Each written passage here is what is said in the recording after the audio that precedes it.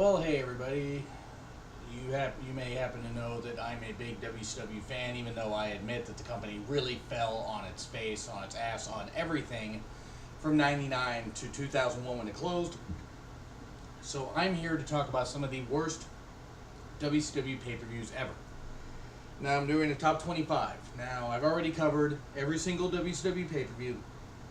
I covered them all last year in WCW pay-per-view retrospective series. It was 20 parts. This is just going to be me talking about basically listing the worst pay-per-views.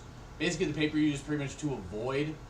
And if I remember any moments, like as far as specific moments why I didn't like these pay-per-views, I'll mention them. But otherwise, this is essentially just going to be me listing what pay-per-views to essentially avoid. I mean, and if you watch them, just be prepared to watch a lot of crap wrestling. So anyway, here we go. So top 25 worst WCW pay-per-views. Honorable mentions include all WCW 2000 and 2001 pay-per-views. I will list a couple of them. I'm not going to list any of the 2001 pay-per-views because while they weren't great, they got a little better, even though they weren't fantastic. Whatever. I mean, I only have so much room for stuff on here. And then Great American Bash 1991. And then Super Brawl 99 and Spring Stampede 98. Even though Spring Stampede 98 had potential, it still wasn't great. So those are my honorable mentions. Anyway, number 25, Battlebowl 93.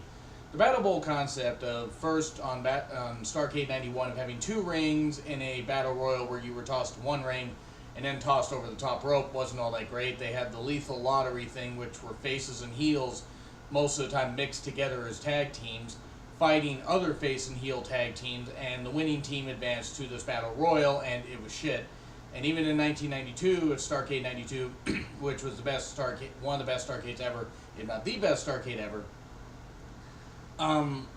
still wasn't all that great. And then they decided to do the Battlebowl concept as the only Battlebowl pay-per-view. And while I've seen worse pay-per-views, it still wasn't all that great because the Battlebowl concept is just not any good.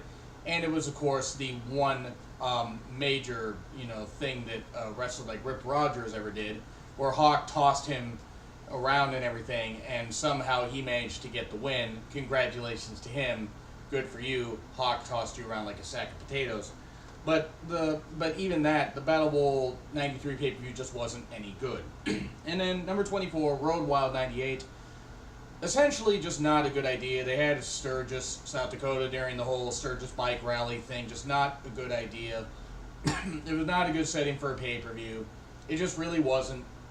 Wasn't any good. But Road Wild 98, okay. You had WCW still on a bit of a momentum swing with Goldberg as a champion. You had a good glut of talent and everything. But one match that they had that was really kind of weird was Goldberg in a match with some members of the Wolfpack and some members of NWO Black and White, like a battle royal, and he had to win, and it was shit. It wasn't any good. And then the main event, which by the way was shit. DDP, no offense against DDP and Jay Leno, yes, Jay Leno, the late night talk show host, versus Hulk Hogan and Eric Bischoff. It was absolutely dreadful watching Jay Leno in like sweatpants or like lounge pants or whatever with an arm lock on Hogan, and Hogan chose to sell the whole thing where he was doing this and like, ow, don't make him hurt me, or ow, this kind of stuff, as Leno's got the arm bar or whatever on him, or the arm bar. It's just horrible. And Jay Leno got the pin on Eric Bischoff. Jay Leno did not need to get the pin. You could have put Kevin Eubanks in there, his band leader. At least that guy was in decent shape. Have Jay Leno on the outside and have somebody else in his place, because Jay Leno in a ring, it was shit. It got WCW some publicity, but it was such a shit match, and it really ended the pay-per-view on a bad note. And now we go to Halloween Havoc 1994. Not a really great pay-per-view, and it ended with Hogan versus Ric Flair in a steel cage match. Career-ending steel cage match, by the way. Which, okay, so Flair's putting his career on the line. It just made no sense because Flair wasn't getting the better of anything with Hogan, and in this feud, and it was just bad. And Mr. T was a special guest referee, so right there wasn't any good. And then you had this guy come in, this mask guy, who had taken out people. After Hogan beats Flair clean, by the way, well, clean sort of, even though Sherry had jumped in the ring and that kind of stuff. You had that happen. So Flair gets beat. So Flair's career is over for all of a few months, and then he's back, by the way. But the guy gets unmasked, and it's Brother Brudai, Brother Brutus the Barber Beefcake. He becomes known as the Butcher, and then that ends up being horrible. And, oh yeah, by the way, they feud into Starrcade 94, and I'll get to that one on a future show. But yeah, that was pretty bad. Halloween Havoc 1994 was not any good. Sold Out 1998. Okay, so you come off of Starrcade 97, which ended on a pretty sour note, where Sting should have won clean over Hogan, but no. Instead of the fast count, 1, 2, 3. No, Nick Patrick counts a normal count, so Sting gets beat clean after 18 months of build-up. Bret Hart starts the match up as the enforcer. Sting beats Hogan, wins the title. They celebrate, but the air's let out of the balloon. Then Hogan beats Sting for the title the next night, but the title gets held up. So you got this pay-per-view while WCW's still on a roll, even though WWE's creeping up. You also hadn't had Bret Hart wrestle for a while. Now, Bret had broken his knuckle when he punched Vince at the Montreal Screwjob, or right after the Montreal Screwjob. But still, have Bret wear a protective thing over his hand or something and go and wrestle. They didn't have him wrestle until this pay-per-view when he wrestled Ric Flair. And just Sold Out 98, it had a bit of a muted feeling, and the pacing was just really off. It's like the efforts from the talents weren't bad. There was a pretty good 6 or 8 man Mexican cruiserweight match. That was pretty good stuff. But Sold Out 98 just had a bit of a gutted feeling. You had like the stuff where it's like, okay, you had this long stuff with like Sting and Hogan, and it was just, and Scott Hall wanted a title shot because he had won World War III, just a couple months ago. It was bad. It was just a bad pay-per-view. And then we go to Halloween Havoc 1998. Oh yeah. A pay-per-view that should have been remembered for much better than it was, but the pacing was off all damn night. There was some good stuff to it, but a lot of it was like, kind of just overshadowed. You had Scott Hall and Kevin Nash in the battle of the two best friends, and Nash wanting to beat some sense into his best friend because he wouldn't listen to him. And he left the ring, and that happened.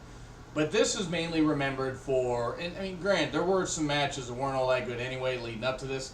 But then you had Hogan versus Warrior in one of the worst matches ever. It looked like it took place underwater. It was bad. You had Hogan try to flash paper fireball thing. That didn't work. He burned his own eyebrows with a little kitty flame. That was bad. Warrior took the weakest chair shot to to take the loss. Warrior was basically just brought in for Hogan to get his pinfall victory back. I don't care what anybody says. Warrior was brought in and paid probably, I'd say, $1 million to $1.5 million at least for the couple months he was in there to job to Hogan again. I mean, whatever. It doesn't matter to me. I mean, I don't really care for either guy. That's just my opinion. I'll get into that another day. But 98 was just a point where everything was coming off the rails. And then in this pay-per-view, you had DDP and Goldberg in a pretty good main event that at the time, and I remember watching the pay-per-view live, no one got to see it because the feed cut out. The feed cut out because they went so long on other matches like, Hogan versus Warrior and other ones, and I'm sure Hall versus Nash and other matches there. So yeah, that happened. So yeah, on the network, if you watch on the network, you'll see Goldberg versus DDP in the entirety, and it's a pretty damn good match, especially when DDP catches him in the diamond cutter out of nowhere. But basically, it was just ridiculous. It was just a bad pay-per-view. The pacing was off. They lost control, and that was one of their last chances really to have anything good. The last time they won a ratings victory was the next night when they showed DDP versus Goldberg on Nitro and got a ratings victory there. And even though the ratings thing was still close, WCW would never regain a ratings victory again. And then we go on to Sold Out 99. Okay, now we're going right after Starrcade 98, where Goldberg loses to Kevin Nash because of the cattle prod, the taser, horrible garbage, absolute garbage, just terrible. As CM Punk said, should we tap him with the taser? Good idea? Not a good idea. It's horrible garbage. And it was garbage. It was absolute garbage. And so, mind you, then they do the finger poke of doom thing. So you got Hogan as a champion in 1999, which should not be happening. But Sold Out 99, you got David Flair getting beat up, which David Flair should never belonged in wrestling anyway. You had Ric Flair as the president of WCW. You had just a mess of everything. But if you pay attention to the first few matches of the show, the crowd's muted. Because they're seeing all these old guys out there, or knowing all these old guys are on top when they shouldn't be, and it just was gutting everything. It was just really, really bad, and Sold Out 99 ended really on a bad whimper. And then we go to Uncensored 99, and okay, yeah, now we're a couple months after Sold Out 99, and oh yeah, what happened?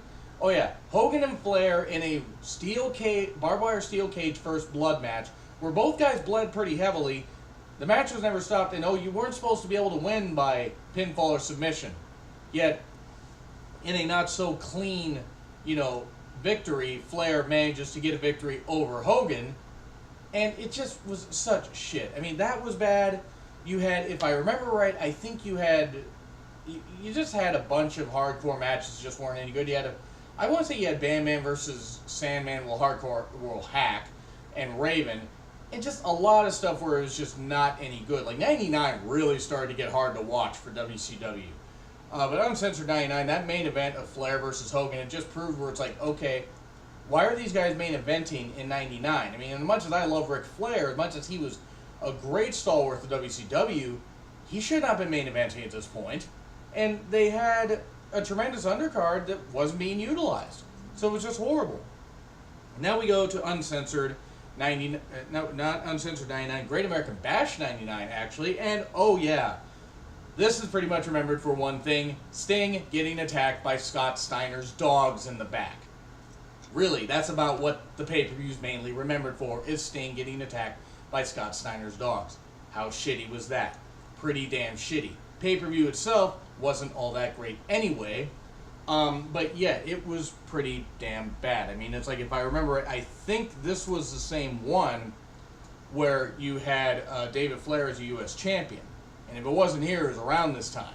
But David Flair as a U.S. champion, I'm just going to rant on that for a second, was absolutely dreadful. David Flair should have never been in the ring, and it was just bad. And I mean, you even had, at one point, you even had Charles Robinson versus Gorgeous George, not that Gorgeous George. And it may have been here, it may have been at Bash at the Beach 99. I don't quite remember, but I know it was around this time, so I remember that match being shit. But the Great American Bash 99, just for Scott Steiner's dogs attacking Sting, just for that alone, it was really bad and just totally horrible. It was not a good pay-per-view at all. And then you have Fall Brawl 1998. Now look, I admit that in 98, there was still a good war going on with WWE, and WWE wasn't doing everything perfect, but they had younger stars, and WCW was relying on older stars. This was not a great pay-per-view. You had a British Bulldog get his back injured by landing on the trap door that Warrior is supposed to come through for the War Games match, which was not a very good idea, and let's not tell the talents about it, let's let them get injured. Great idea. But this ended with a 3-team War Games match, Team NWO versus Team Wolfpack versus Team WCW, and at one point, Warrior, who gets in the ring and then tries to get to Hogan, kicks the cage out of, kicks a corner of the cage out, slips out, ends up tearing, suffering an arm injury, I think tearing something in his bicep or whatever, and can't wrestle for a bit, and that might have explained why the match at Halloween Havoc wasn't any good.